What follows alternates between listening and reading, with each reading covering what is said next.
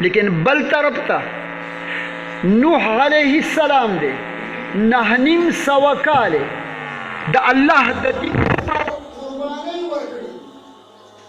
او په هغه 900 کاله قربانۍ باندې لږ غونډه خلک د الله د توحید والا جوړ شوي هغه خدای بچي ورکړي دینمان لیکن نافرمان ولې د پلار په نقش قدم باندې نه وروه الله جل جلاله نوح علیه السلام امر وکړ چې واصنع الفلک اعیننا یوه کشته یې جوړه کړه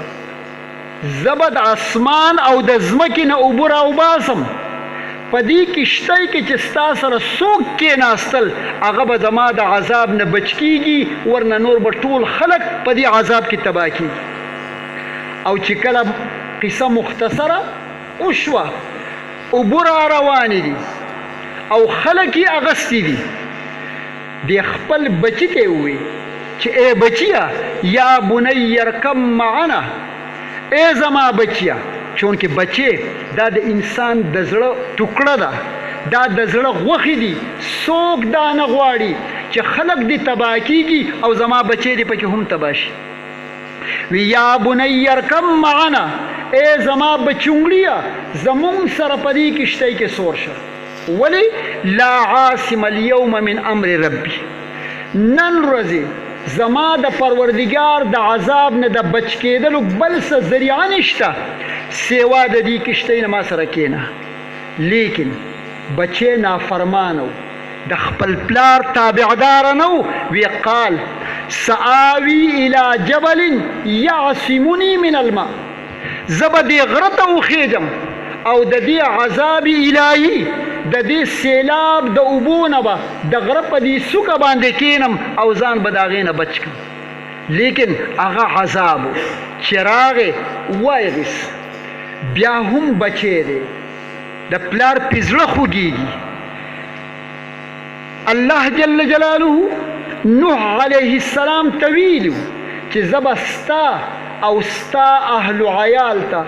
د دې سیلاب او د دې طوفان نه نجات ورکوم په دغه ځای کې د خدای پاک دا وعده ورته یاده شوه وی ای زما پروردګاره تا خو ما سره وعده کړې ده چې تا به هم بچ کوم او ستا اهل عیال به هم بچ کوم دا کنعان زما بچی دی خدای پاک ورته وفرمیل چې چپ شه ما سره به د دې ظالمانو په باره کې خبرې نه کې پاتې شوله ته به کنعان زما بچی دی نو قال انه لیس من اهلک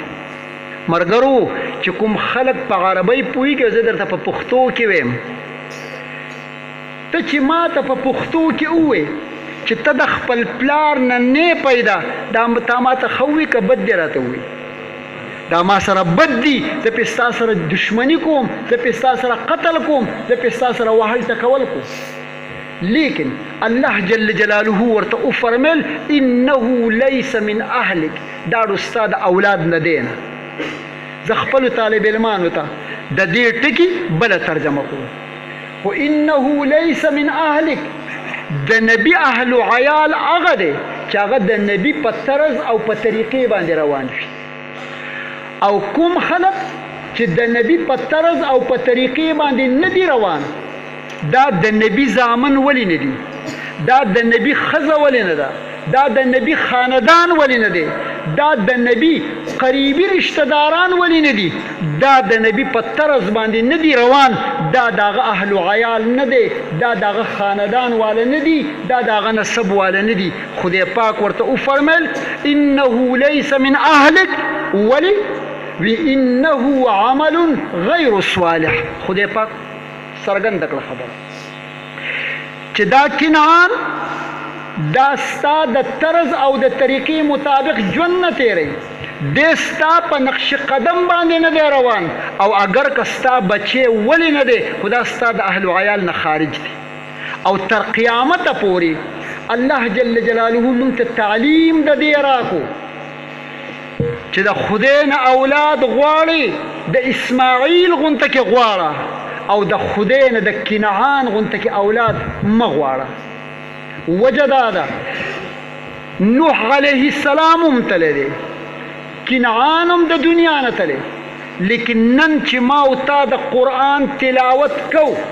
نو د دې قرآن په تلاوت کې د نوح علیه السلام ذکر هم راځي او ورسره د هغه د دې زوی تذکر هم راځي. د انسان په زړه کې راځي چې ګوره دومره عظیم نبی چې 9.5 کاله د الله د دین دپاره قرباني ورکړې ده، لیکن چې کله د زوی په قسمت کې هدایت نه و، د زوی په قسمت کې د خپل پلار په نقش قدم باندې تلل نه و، هغه د زوی د دنیا نه نافرمانه تللی. او د نافرمانو چې کوم ځای دی دا د کنعان هم دی، اگر که د نبي زوی دی عزتمند. اوس چې خدای پاک مونږ ته نعمت راکړی په صورت د اولاد کې، او بیا د اولاد صالحه خدای پاک د اسماعیل په صورت کې ذکر کړی دی، او د کنعان په صورت کې مونږ د غوښتلو نه منع کړي وو. اوس به زما استاد د دې دور د اولاد دا به د اسماعیل غونته کې فرمان بردار، تابعدار او نیک به څنګه جوړیږي؟ دا به مونږ سکول ته لیږو، که نه مولوي صاحب، کالج ته به لیږو، بازار ته به لیږو، چې هلته کې به دا بچې څه کېږي؟ نیک به جوړیږي.